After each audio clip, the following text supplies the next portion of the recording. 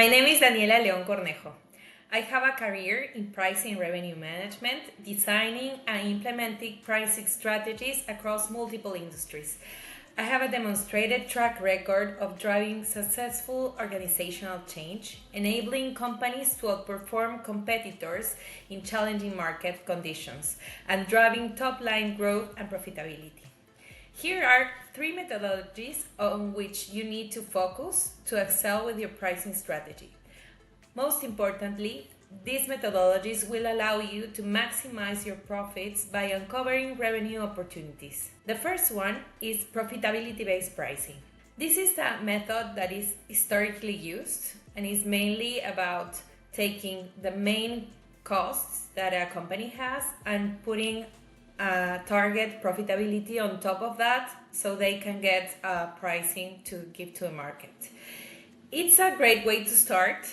The common mistake that usually companies do is that they establish a flat profitability target, so that doesn't allow them to really get the correct strategy on board. So what they should do, or what you should do, is to differentiate your clients by segments and take into consideration the strategy you want to implement. What kind of targets do you have? In which markets do you want to penetrate better? What other markets is more about profitability and not so much penetration or growth in those markets?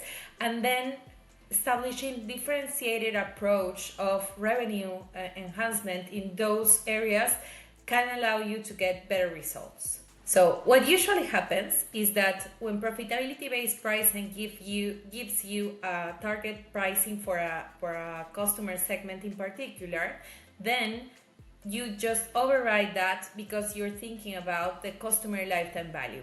That customer lifetime value is certainly something to consider, but also what you need to take into consideration is that any type of information around that about the expectation of future revenues from a client has to be incorporated in the model of profitability-based pricing.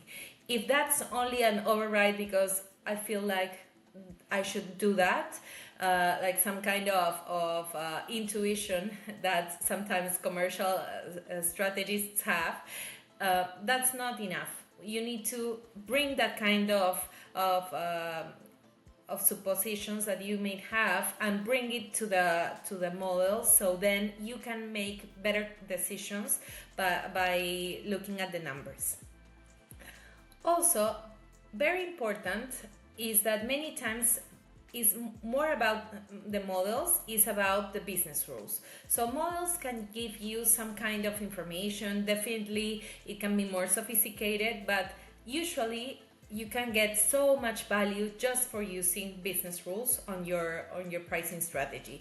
What kind of business rules? So let's say that I have this segment that is my target one, and then I can establish for that segment I have a different profitability target that is lower than from other targets that I may have for other segments, just because I need to grow in that segment, because it's strategic for my company, because it can bring more value in the future. So that can be incorporated through business rules in the process, which is a more systematic approach. It's not so much about intuition, it's more about decisions that I already made. So I'm going to target this segment, I'm going to give X discount or X profitability target, and that allows me to be sure that even if the people doing pricing change, the systematic approach will remain. Also, let's take into consideration the second element, that is the willingness to pay. So profitability-based pricing is all about seeing your own belly. I'm looking at my own results and my own costs and my own profitability targets, but what gives you really the sense of the market, of the go-to market, is the willingness to pay. The willingness to pay as a methodology allows you to look at the client, understand its characteristics, and the relationship with your product or your service.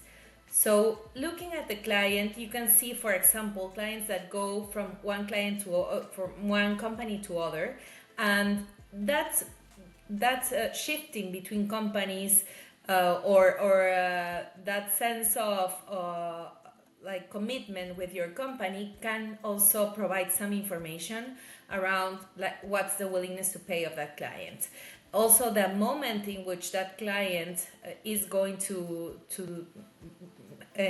purchase your product or your service is something very important to take into consideration, because that can also give a more willingness to pay, because they are more in a hurry, or they have a significant event that they need to work on. So that willingness to pay can bring also a new perspective on how to really maximize the profits, and at the same time allowing to match better what the client wants to have from your product. So one concept that is really important to take into consideration is the elasticity concept. This is around how do people respond to changes in pricing. Do they buy more from my product? Do they buy less? How much more or how much less? That's very important to measure. And when we talk about elasticity, it's so important to have in mind that data can talk. It can talk a lot. Data is wise. But data can only tell you what it knows. So what I'm talking about, when you have only had prices that are really high, then data can only tell you about the response of clients at high levels of pricing. But when you need to know, okay, what would happen if I lower my prices? How much would my clients buy from me? Then that data is not going to tell you the response for that. Data is really going to tell you only what it knows. So experimentation is key. Experimentation is so important because willingness to pay models are built on data and are built on the responses that you had in previous transactions with the clients. So in order to build this kind of models of willingness to pay, you need to have a very granular and diverse set of data.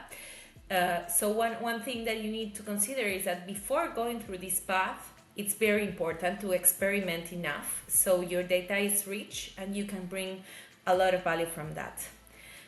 The other thing that it's important to consider when you're talking about willingness to pay is that you need to have a very good estimation of the pricing trends of your competition.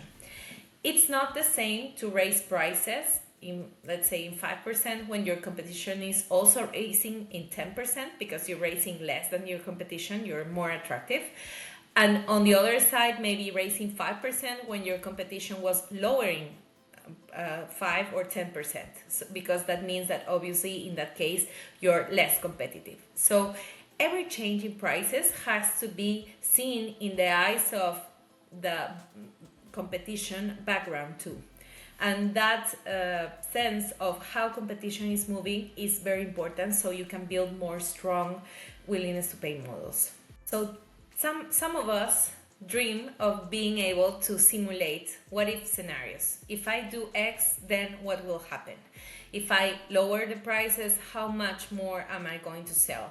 If I go to higher prices, how much profit would I have increased? And also, what impact would that have in volumes that I have?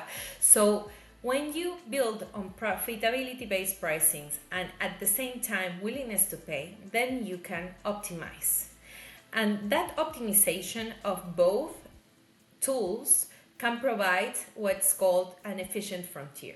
So you can, when you build on that efficient frontier, then you can know these responses to the what if scenarios. If I have higher prices or do lower prices, how is it going to impact? Because you can know at the same time, you know how that works for you. That's the belly bottom looking, and at the same time I can look at what that impact would have in the market. So that's sense of both tools can provide a lot of insights for the results that you want to have.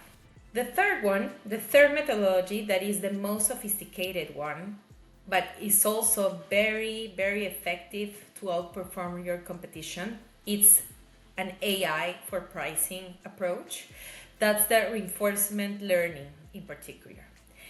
What is this about? So maybe you've heard about machine learning and automated learning, so it's all around that. It's how can we get the response from the market and learn quickly from that in an automated way. So you get this pricing to the market, you get the results in terms of conversion, in terms of volumes, profits, etc. And then from that response, you learn, or the machine learns, and then it can provide new strategies. This is particularly valuable in retail products because those are quick feedback and continuous learning products. You have lots of different points of information, lots of different clients with diverse backgrounds, with diverse characteristics, so then you can get rich data. The model can learn and it can provide a new output to be also in the market and learn more. So that can bring an enhancement in pricing strategies. The second thing around that is that, like, where should I develop all these models? Not only the willingness to pay and the profitability based pricing, also this kind of reinforcement learning products. So one thing that has really changed, like blowed up the way we do pricing in my team is Python. So Python is a very flexible program. It has provided a complete technological transformation. It has changed processes that took like 1 week to around 10 minutes. So these kind of models that have so much information coming and so many like iterations inside, they need this kind of powerful processing. So Python has been a huge change for us and I really recommend that. So to wrap up, these three methodologies, profitability-based pricing, willingness to pay, and reinforcement learning, those are the ones that will allow you to uncover revenue opportunities that you never know existed and lead you to outperform your competition. Those are methodologies that you can start in more simple ways and you can build on that. But when they are performed all together, they can provide definitely an edge and a competitive advantage so you can get the best results for your company.